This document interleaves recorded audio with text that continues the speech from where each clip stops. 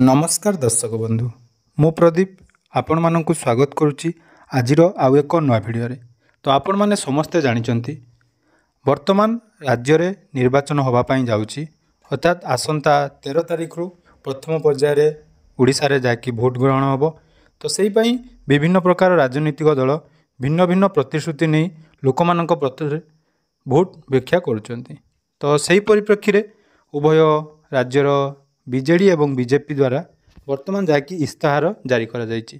तो आसंतु आजिर ई भिडियो रे उभय दल जारी करिथिबा लोकमानक पई किछि प्रतिश्रुति बा जाको आमे निर्वाचनी इस्ताहार बोली कहूछु से विषय रे आलोचना करिबा। ता पूर्वरु मु आपण मानकु कहि रखिबि या कोनोसी दलकु बा कार सपक्ष रे का विपक्ष रे हमर कोनोसी मतामत दबार नै जेहेतु निर्वाचन को आखि आगरे रखी जो राजनीतिक दल माने तांकर इस्ताहार जारी करचंती से नहीं आपण मानक पई किछि सूचना ए भिडियो रे मु आपण मानक सहित शेयर करिवि। आशा करिवि आपण मानक ए भिडियोटी निहाती भल लागिवो। जदि भिडियोटी भल लागिवो ताले चैनल को टिके सब्सक्राइब करिवे एवं आपण मानकर मतामत कोन रहिछि निहाती कमेंट बॉक्स रे जणाइबे। वर्तमान जदि कथा हबा हमर राज्य रे वर्तमान जाकि दुई प्रमुख दल जदि आमे आखि आगर लबा गुटे रहिला बिजु जनता दल बा बीजेडी एवं आ गुटे रहिछि भारतीय जनता पार्टी बा बीजेपी। तो बीजेडी एवं बीजेपी तरफ जहाँकि वर्तमान निर्वाचनी प्रत्याहार जारी कर जायछि। या पूर्व कांग्रेस निर्वाचनी प्रत्याहार जारी कर जायतिला से विषय में मु पूर्व आपको सूचना देइथिली। एबे आसंतु आजिर ई भिडियो रे आमे जानि नबा बीजेपी तार प्रत्याहार रे बा इस्ताहार रे कोन कोन रखिछि लोकमानक पई निर्वाचनी परिप्रेक्षी एवं बीजेडी तार कोन रखिछि से विषय रे डिटेल्स जानिबा। तो प्रथमे जदि आमे कथा हबा देखंतु प्रथमे हमर बीजेपी तरफ जहाँकि ओडिशा पई मोदी को ग्यारंटी प्रथमे रही महिला मोदी को ग्यारंटी सुभद्रा योजनार शुभारंभ करेंगे जो प्रत्येक महिला को 50,000 टंकार भाउचर जहाँकि 2 वर्ष मध्य जोगाई दिज्व। सेहीपरि ओडिशा रे 25 लाख प्रति दीदी एवं प्रत्येक 500 एसएचजी पई शिल्प क्लस्टर जहाँकि तांको तरफ जारी करा जिवो बोली घोषणा करिसेंती। सेहीपरि मो मेधावी झील योजना रे समस्त बीपीएल झील मानक पई 2 लाख टंकार आश्वासना प्रमाणपत्र दिज्व। सेहीपरि मातृत्व सुरक्षा योजना रे 6टी पोषण किट मध्य प्रदान करा जिवो। या छड़ा जहाँकि रही सुशासन पई मोदी को ग्यारंटी चिटफंड संस्थार जो टंका फेरस्त करिया पई जहाँकि बीजेपी तरफ तार इस्ताहार रे जारी करा जायछि। सेहीपरि स्वास्थ्य एवं पुष्टि पई प्राथमिक एवं गोष्ठी स्वास्थ्य केन्द्र रे नूतन 36,000 शଯ୍या उपलब्ध होबो एवं प्रत्येक जिले में medical college nursing college super specialist hospital प्रतिष्ठा करा जिवो बोली जहाँकि घोषणा करा जायछि। सेहीपरि देखंतु समृद्ध ओडिशा पई एमएसएमई गुडी को प्रहसन करा जिवो अर्थात जो वाणिज्य क्षेत्र में उत्कृष्ट उद्यम योग्य करा जिवो एवं समस्त जोन रे मेगा फूड पार्क स्थापन करा जिवार प्रतिश्रुति दिया जायछि। सेहीपरि युवगोष्ठी पई 1.5 लाख सरकारी पदवीर नियुक्ति करा जिवो। सेहीपरि नूतन 3,50,000 जहाँकि पदवी सृष्टि करा जिवो जहाद्वारा दादन खोटिबा को आउ उचित मने करिवे नाही।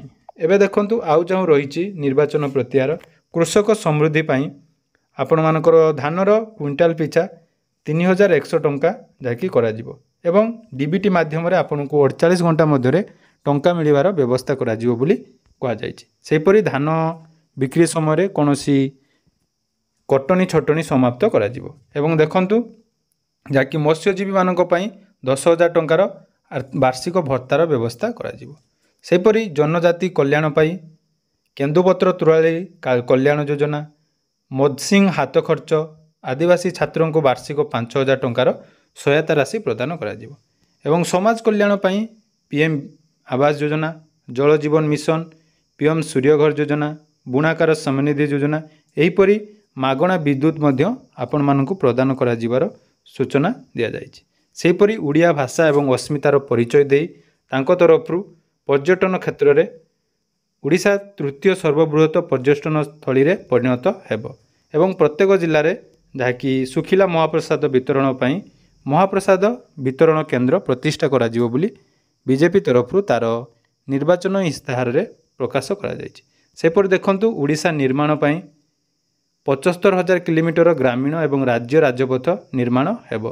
ସେହିପରି କାଠପୁଲ ବଦଳରେ 500 ନୂଆ କଂକ୍ରିଟ୍ ପୁଲ ନିର୍ମାଣ କରିବ ବୋଲି ଯାହାକି ବିଜେପି ତରଫରୁ ତାର ନିର୍ବାଚନୀ ଇସ୍ତାହାରରେ ଜଣାଯାଇଛି। ତେଣୁ ଏହା ଥିଲା ବିଜେପିର ଯାହାକି ସଂକଳ୍ପ।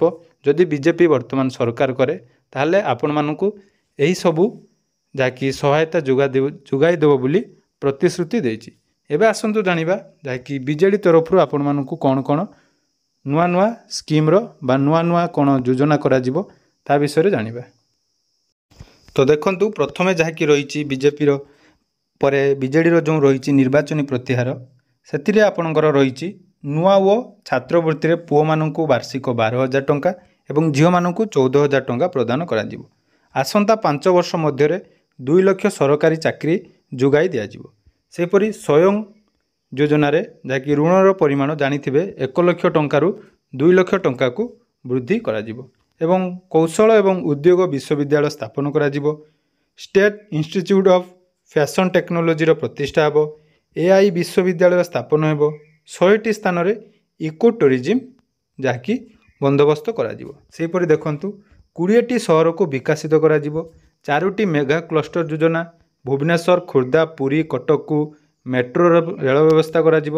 ସେହିପରି ମହିଳାମାନଙ୍କୁ 15 ଲକ୍ଷ ଟଙ୍କା ପର୍ଯ୍ୟନ୍ତ ବିନା ସୁଧରେ ଋଣ ପ୍ରଦାନ କରାଯିବ ଏବଂ ମିଶନ ଶକ୍ତି ମହିଳାମାନଙ୍କୁ ପେନ୍ସନର ବ୍ୟବସ୍ଥା ମଧ୍ୟ କରିଛନ୍ତି ବୋଲି ଯାହାକି ପ୍ରତିଶ୍ରୁତି ଦେଇଛନ୍ତି। ଏହାଛଡ଼ା ଦେଖନ୍ତୁ, ତାଙ୍କର ଯେଉଁ ରହିଛି ନିର୍ବାଚନୀ ଇସ୍ତାହାର, ସେଥିରେ ସେମାନେ 1.5 ଲକ୍ଷ ଯାଏ ଫସଲ ଋଣରେ ସୁଧ ଛାଡ଼, ଅର୍ଥାତ୍ କୃଷକମାନେ ଯଦି ଫସଲ ଋଣ କରନ୍ତି ତାହେଲେ 1.5 ଲକ୍ଷ ଟଙ୍କା ପର୍ଯ୍ୟନ୍ତ ବିନା ସୁଧରେ ସେମାନେ ଋଣ ନେଇପାରିବେ। ସେହିପରି ମତ୍ସ୍ୟଜୀବୀ ସମ୍ପ୍ରଦାୟକୁ ବାର୍ଷିକ 15,000 ଟଙ୍କାର ସହାୟତା। ଗ୍ରାମୀଣ ଗୃହ ଯୋଜନାରେ ମିଳିବ 10 ଲକ୍ଷ ଘର। ସେହିପରି ଓଡ଼ିଆ ଭାଷାର ବିକାଶ ଏବଂ ପ୍ରଦର୍ଶନ ପାଇଁ 1,000 କୋଟି ଟଙ୍କା ଖର୍ଚ୍ଚ କରାଯିବ। ପଶ୍ଚିମ ଓଡ଼ିଶା ଭାଷାର ବିକାଶ ପାଇଁ 25 କୋଟି ଟଙ୍କା କର୍ପସ୍ ଫଣ୍ଡ ରଖାଯିବ। ସେହିପରି 100ଟି ବିଦ୍ୟାଳୟକୁ ଐତିହ୍ୟ ବିଦ୍ୟାଳୟ ଭାବେ ଘୋଷଣା କରାଯିବ। ଏହାଛଡ଼ା ତାଙ୍କର ଆଉ ରହିଛି ଯେଉଁ ନିର୍ବାଚନୀ ଇସ୍ତାହାରରେ ପଦ୍ମ ପୁରସ୍କାର ପରି କଳିଙ୍ଗଶ୍ରୀ, କଳିଙ୍ଗ ଭୂଷଣ ପୁରସ୍କାର ପ୍ରଦାନ। କୃଷକଙ୍କ ପିଲାଙ୍କ ଶିକ୍ଷା ଓ ବିବାହ ପାଇଁ 25,000 ସହାୟତା, ଅର୍ଥାତ୍ ଯଦି ଆପଣ କାଳିଆ ଯୋଜନାର ହିତାଧିକାରୀ ଅଟନ୍ତି ତାହେଲେ ଆପଣମାନଙ୍କୁ ବା ଆପଣମାନଙ୍କ ପିଲାର ବାହାଘର ବା ଶିକ୍ଷା କ୍ଷେତ୍ରରେ 25,000 ଟଙ୍କାର ସହାୟତା ପ୍ରଦାନ କରାଯିବ ବୋଲି ପ୍ରତିଶ୍ରୁତି ଦେଇଛନ୍ତି। ଏବେ ଆଉ ଯାହାକି ଆପଣ ଦେଖିପାରୁଥିବେ, ବିଜୁଳି ମାଗଣାରେ ମିଳିବ, ଅର୍ଥାତ୍ ମାସକୁ 100 ୟୁନିଟ୍ରୁ କମ୍ ବିଜୁଳି ଯୋଗାଇ ଦେବ ବୋଲି ଆପଣଙ୍କର ଘୋଷଣା କରାଯାଇଛି। ସେହିପରି 100ରୁ 150 ୟୁନିଟ୍ ପାଇଁ 50% ରିହାତି ମିଳିବ। ଗ୍ରାମାଞ୍ଚଳର ସମସ୍ତ ପରିବାର ଉପକୃତ ହେବେ। ସହରାଞ୍ଚଳର ମଧ୍ୟବିତ୍ତ ଏବଂ ନିମ୍ନ ମଧ୍ୟବିତ୍ତ ପରିବାରକୁ ଲାଭ ଦିଆଯିବ। ସେହିପରି ସାରା ରାଜ୍ୟର 90% ଜନତାକୁ ଏହି ଫାଇଦା ବା ମାଗଣା ବିଦ୍ୟୁତ୍ ମିଳିବ ବୋଲି ବା ଯୋଗାଇ ଦିଆଯିବ ବୋଲି ବିଜୁ ଜନତା ଦଳ ବା ବିଜେଡ଼ିର ଯାହାକି ନିର୍ବାଚନୀ ଇସ୍ତାହାରରେ ଘୋଷଣା କରାଯାଇଛି। ତେଣୁ ଏହା ଥିଲା ଦୁଇ ଦଳର, ଉଭୟ ବିଜେପି ଏବଂ ବିଜେଡ଼ିର ଯାହାକି ନିର୍ବାଚନୀ ଇସ୍ତାହାର, ଯାହାକି ସେମାନେ ଯଦି ସରକାର କରନ୍ତି ତାହେଲେ ରାଜ୍ୟବାସୀଙ୍କୁ ଏହି ବ୍ୟବସ୍ଥା ଯୋଗାଇ ଦେବେ ବୋଲି ଘୋଷଣା କରିଛନ୍ତି। ମୁଁ ପୁଣି ଥରେ କହି ରଖିବି, ଏହା କୌଣସି ଦଳର ସପକ୍ଷରେ ବା ବିପକ୍ଷରେ ଭିଡ଼ିଓ ନୁହେଁ, କାରଣ ଏହି ଭିଡ଼ିଓ ଦ୍ୱାରା ମୁଁ ଆପଣମାନଙ୍କୁ ସୂଚନା ଦେଲି କେଉଁ ଦଳ ନିର୍ବାଚନ ପରେ କ'ଣ କ'ଣ ପ୍ରତିଶ୍ରୁତି ଦେବ ତାହା ଆପଣମାନେ ମନେ ରଖନ୍ତୁ। ତାପରେ ପ୍ରଶ୍ନ ଆପଣମାନଙ୍କ ପାଖରେ, ଉତ୍ତର ବି ଆପଣମାନଙ୍କ ପାଖରେ, ଯାହାକି ପରବର୍ତ୍ତୀ ସମୟରେ ତାହା ଜଣାପଡ଼ିବ। ଆଶା କରୁଛି ଭିଡ଼ିଓଟି ଭଲ ଲାଗିଥିବ। ତେଣୁ ଭିଡ଼ିଓଟି ଭଲ ଲାଗିଥିଲେ ଚ୍ୟାନେଲକୁ ସବସ୍କ୍ରାଇବ୍ କରିବାକୁ ଜମାରୁ ଭୁଲିବେନି। ଧନ୍ୟବାଦ।